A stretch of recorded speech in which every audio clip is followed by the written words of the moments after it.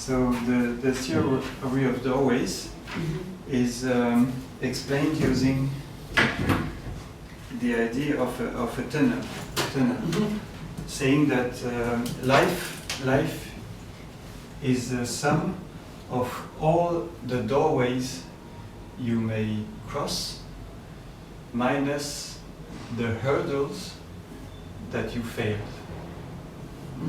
In total, at the end of your life, what you have had achieved is the sum of the obstacles you have crossed, turn them into doorways, in order to get to contact into another obstacle in life, right?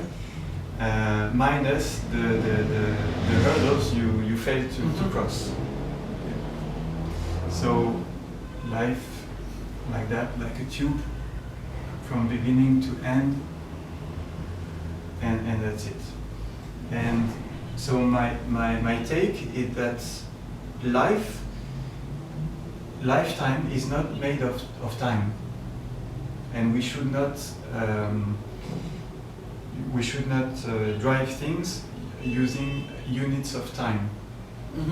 Anytime we should alternatively use another measure of progress in life, which I call doorway. And a doorway is a slice of time, a slice of life.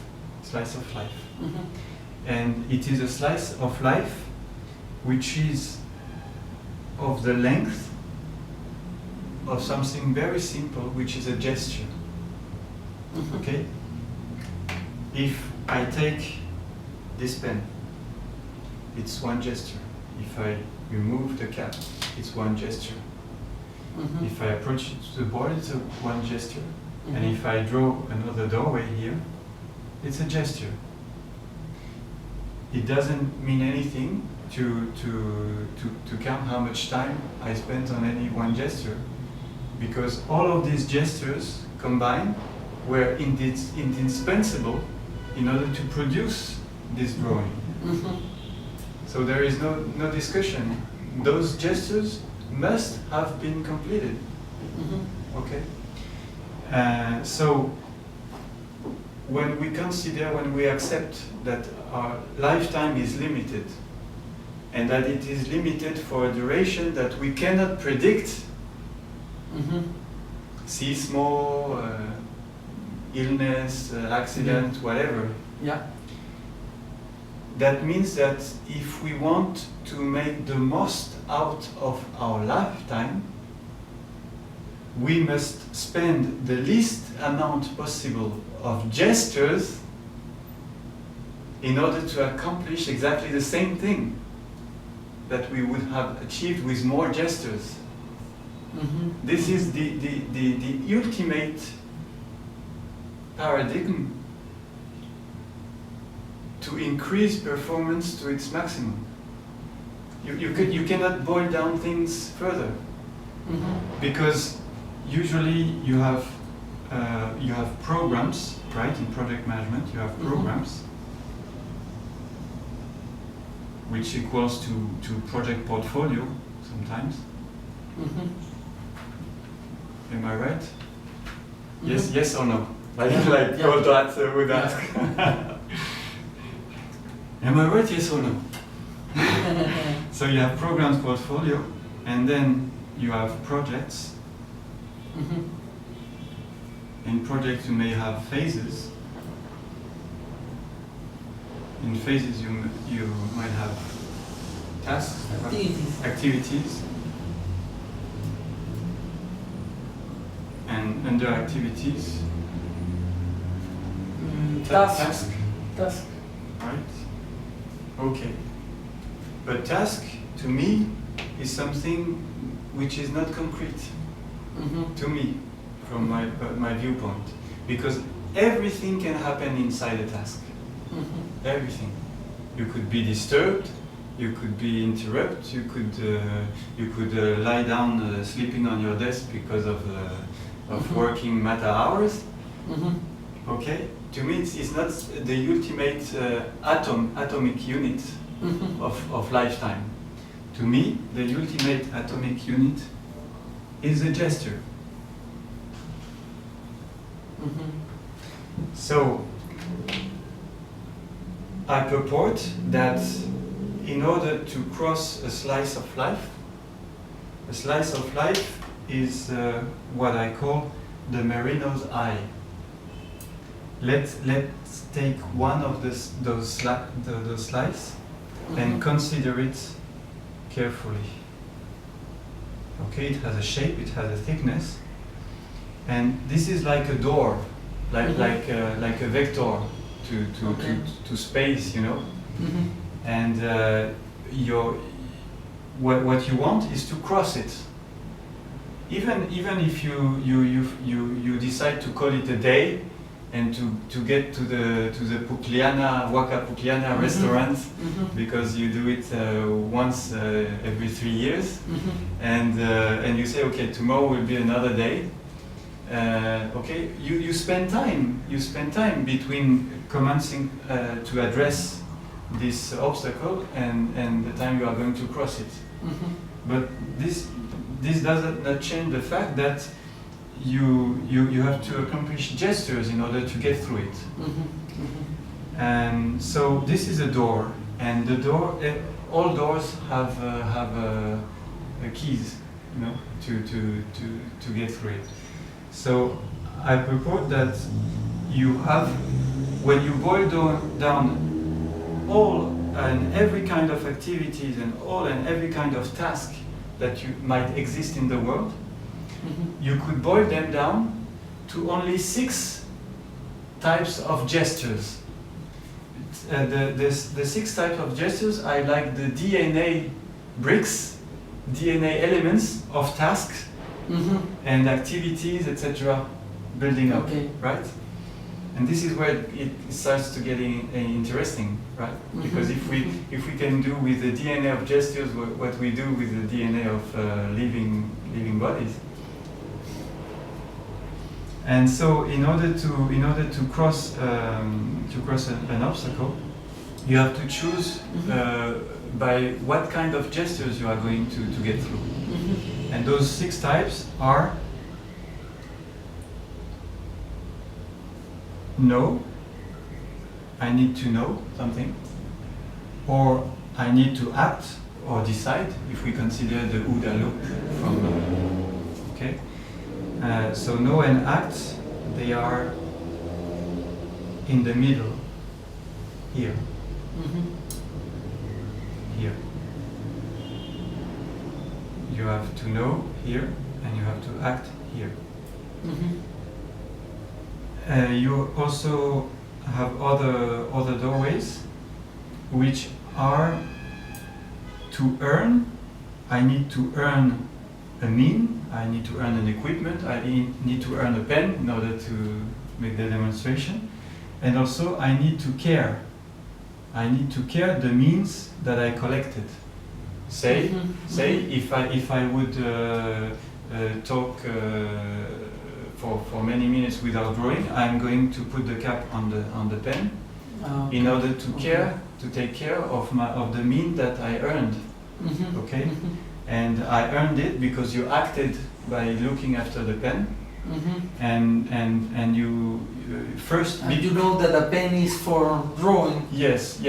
And before you acted in order to reach the pen for me, thank you very much. You looked. I saw you. You looked at all the rulers there to see if there was a pen, and knowing that there was no pen here, you were sure that they were in the other room by elimination, right? So you successively used. We successively used all those doorways in order for us to enjoy this presentation. Okay, and these earn and care are here. Okay, and then the 2 remaining types of doorways, of crossing possibilities that I purport, that I suggest, are show and give.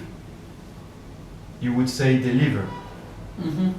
So show is to say, okay, we are agiland.pe, we are taller technology. This is what we have to offer. We show. We show for people to get interested or not. Here it is, show. And also we have to give, that is to deliver. The client say, okay, this is 1 million, and we agreed on what we are going to do, no problem. You have to give. You could have been knowing a lot, that is training your programmers on Java so they are sure of what they are doing. You could have been acting by negotiating the prices of the training for them, paying, finding the means, etc., making room in their schedule for them to go get there. They could have studied Java by earning the material in class, and they could carry it by memorizing, collecting cheat sheets in order to exercise, to build up their memory. And they could have show you the paper, the certificate of what they do, but they will have to deliver it ultimately, right? All is connected. All is connected at the end. And when you have to cross a slice of life, that means that you have to choose one of these doorways. But through which hole do you decide to cross? Are you don't use all of them, or not necessarily. For every gesture? One of them for a gesture, couplet in duality with one of the fundamentals, one here, know and act, which is very well known as work. This is work. And for me, work is waste. In a perfect world, everything you need should fall from the trees and from the sky without you having to do anything, right? This is the ultimate performance. You need something, you just look where it is and you take it. You earn it and you carry it, but you don't have to know where it is, and you don't have to act in order to get it. This is the ultimate utopic perfection of the world, right? But unfortunately, in our world, we have to work. And work is nothing else, I suggest, than knowing or acting at every moment. You either know or act in order to successfully earn or care or show or give. These are value. This is value. These are value gestures. They deliver what your work was promising only. So you choose through which thing you want to go. Do you want to protect this pen?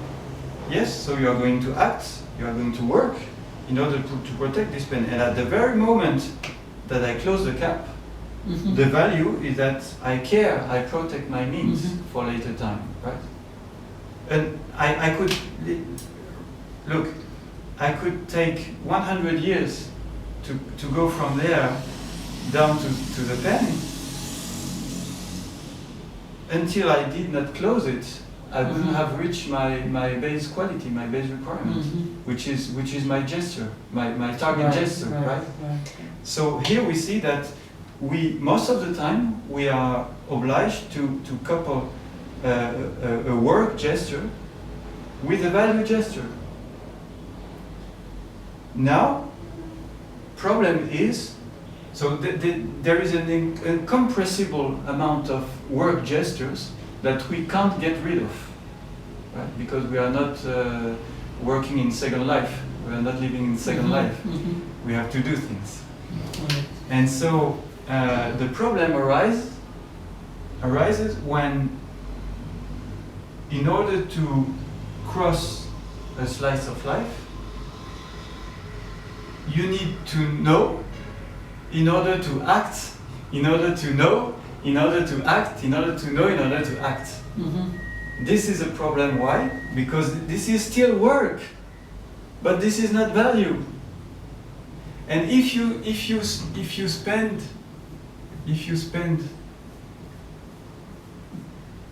most of your life doing work, of course, at frequent point you deliver, you finally deliver value.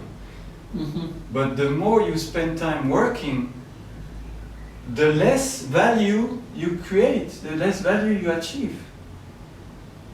And so what happens to your lifetime is that mathematically, whenever the end of your life will be, or your terrestrial life will be, you won't have achieved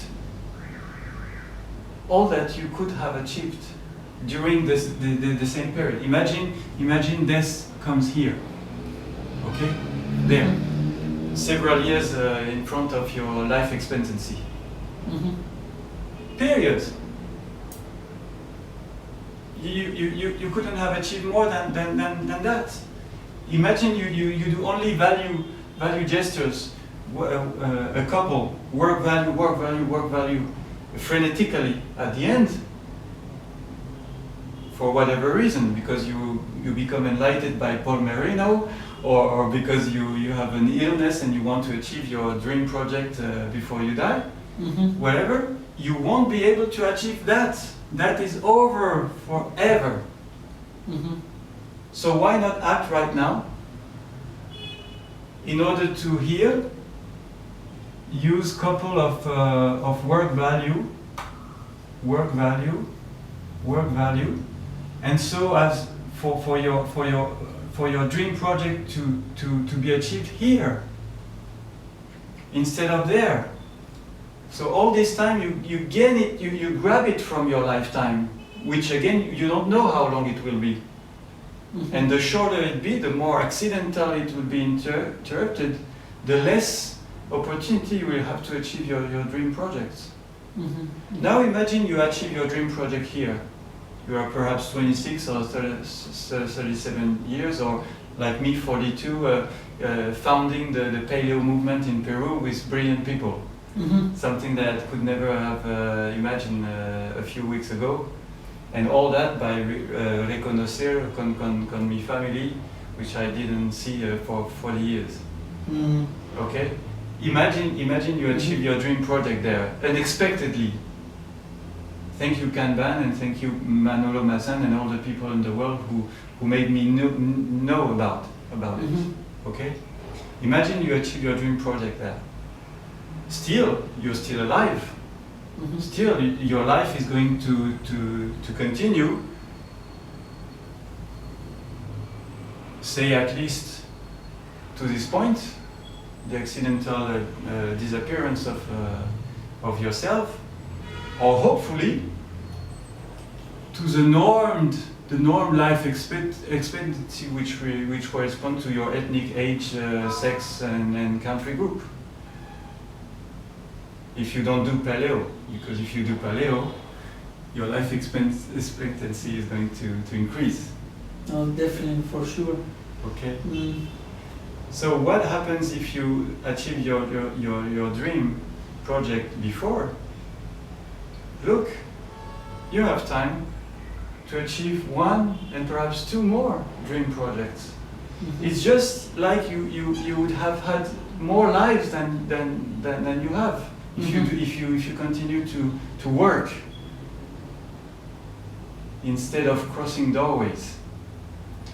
So what is interesting with this very compact taxonomy of gestures is that you can take videos of people working, you can take photos, you can have software on a computer which detects what is knowing and acting. Sliding the mouse is acting in order to know to open a field, a form in a software. You know that the web industry, the web software industry has been one of the first of the digital age to measure usability using the number of clicks that it takes to a user to get from a need facing, staring at the screen until he gets, okay, you receive your email, your electronic ticket for the flight from Nice to Peru in your email. It's done. Señor, bien trabajo. Okay. The web industry has been really focusing on the number of clicks. And this is a notion which is not very far from gestures. Because when you mouse over something, when you click right, when you click left, when you context menu right in order to choose an option, all these are gestures. So I go beyond clicks, right? By analyzing it. I'm a post-digital man. It's like Google claims to be the company which goal is for you to be, or for people to use it the less amount of time as possible. The shortest. Google wants you to be in their website the shortest time as possible, meaning that you found what you were looking for. Yes, and this is counterintuitive if you look at it from an electronic tienda viewpoint, right? Yeah, because that wants you to stay a lot of time. To waste all your life on the site, comprar things, etc. Right. It's counterintuitive. Yes, this means that there are smart people at Google, right? And perhaps this means that what I'm talking about is not dumb, neither. How do you apply this to life? Yeah. To life. Yeah. Exactly like I was saying that we could take videos, we could take photos, we could measure with software the activity on a computer. We can count the amount of work gestures and the amount of value gestures. And if you chart the variation, you know what I'm talking about, right? If you chart the variation, exactly like you track the variation in a Kanban report, right? You can see you have the real fact, the hard facts. If people are wasting the time in work, the gestures, sorry, because I don't care about time, again, because I just demonstrated that if we save gestures, automatically we save time. Okay, so you can see if people have wasted the gestures as work gestures, or if they have used the slices of lifetime, the finite stock of gestures in their life, by maximizing the consumption of value gestures as value gestures. And if you measure that, you start to win, because it's exactly what happens when you visualize the process in Kanban. With that, you visualize the consumption of gestures. Right. And from there you can take decisions. Is it worth? Is it not? What's the output of that? Can you believe that you have been clicking 8 million times on the same page to no avail? Oh yes. Perhaps I could have been playing with my niños instead. This is life changing. And Seuil Labs, Seuil means in French doorway. Okay. So with an S it's plural. And that's your logo, no? Your logo is very similar to... Yes, it is the merino's eye, the eye of merino, el ojo de merino, no? And in Seuil Labs we do research, services and events which are life-changing. So you asked me what was my specialty, a few minutes in your office. I do life-changing research, such as this one. I have other schemes to propose to the public. I do life-changing services. That is, I train people how to view their life counting down differently. And I organize life-changing events, such as the one I told you about for the Paleo Peru symposium. So you founded Paleo Peru already? Yes. This is a movement in Peru? Yes, with three other people, and we are all Peruvians. So how do you contact them? Because I'm into Paleo, and in my departamento in Jesus Maria, I was on the internet. I was looking for Peruvian people doing Paleo, in order to meet, to know the places where to eat safely this way. Perhaps people doing the same training, primal training as I do in the jungle, even if it's not in La Selva. And by doing that, I found a very few resources, a very few people talking about it and thinking about it. But when I found them, I realized that they were true gems. They had some of the most brilliant blogs in the world, not in Peru or Latin America or Americas, because in the Estados Unidos and Northern Europe, they are the most active groups behind that. And so I decided, I dared to contact them and say, okay guys, I'm a French Peruano speaker. I have material with conference material with me. I have my laptop, and I already give paleo talks in Europe. And would you like to join me and do a conference together for our country? This is how it began. And this was perhaps, let's say, 7 days ago. 7 days ago, that's it? That's it. Okay, I thought it was a long time. No, because I'm there for since the 19th February, and I thought you contact them from France. No, I didn't know them before. Okay. Not like you. Right. And so the first week was, of course, with the family, with the father, lots of things to discuss. There's memories to exchange, etc. And after that, I started to look at it. And so the time of people replying, right? A few days, it summed up to this. And this is 1 week we worked together. Very good. Congratulations, you've done a lot. Thank you. So 2 biologists and 1 nutritionist. Okay.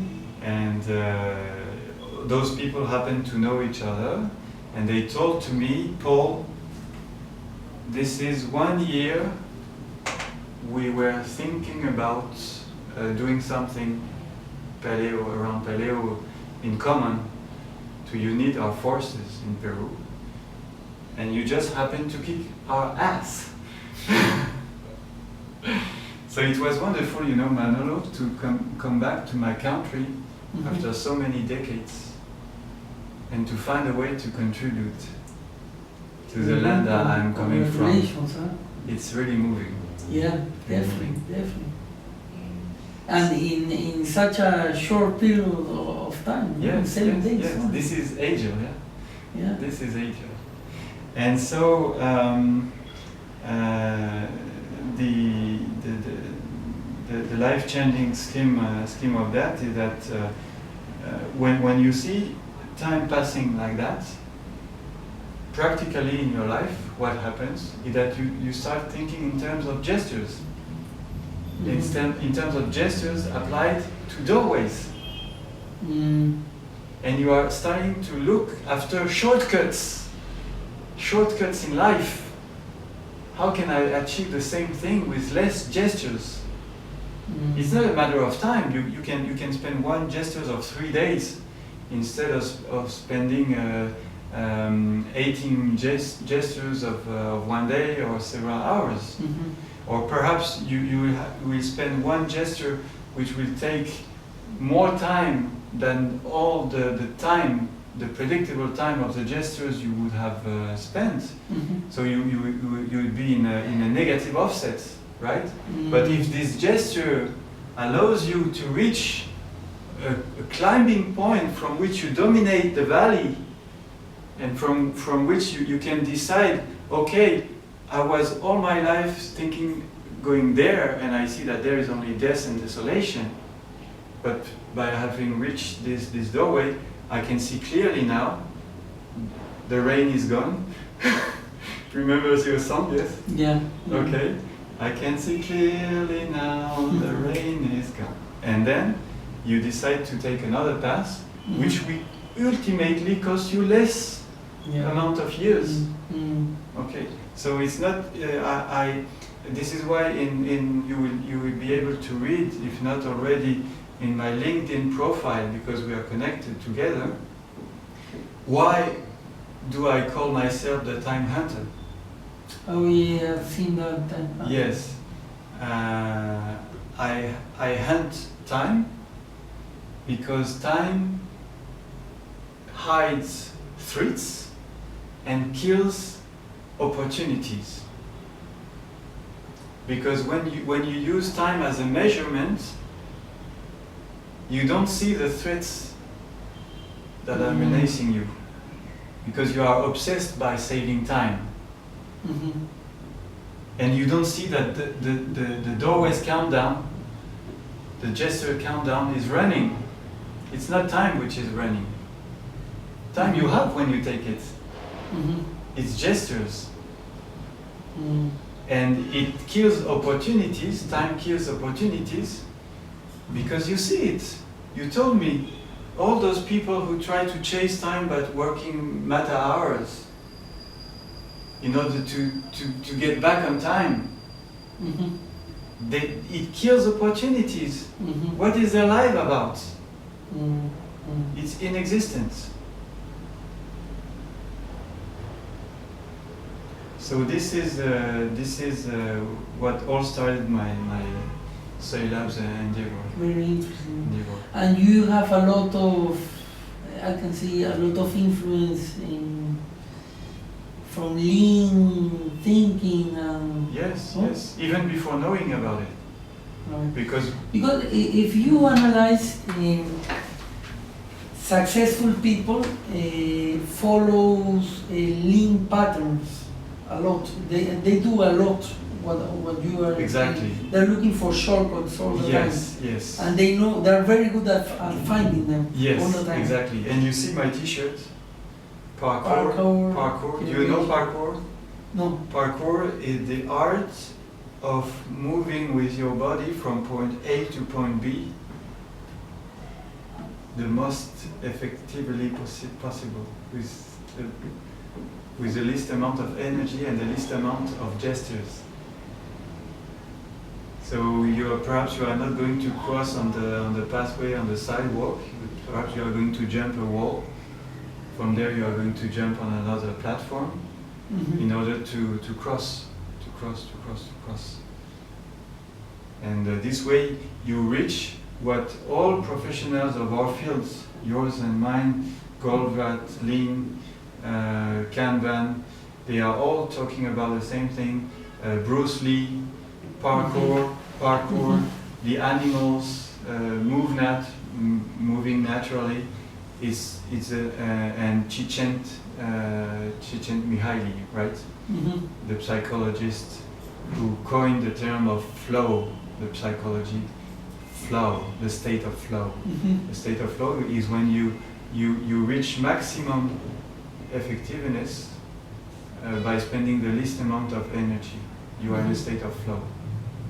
And this is all connected. It's all about flow. Very interesting, Paula. Thanks for the session. It was really very... it's different. I mean, yes. It's something very enlightening. Thank you, Mano. It was a great pleasure.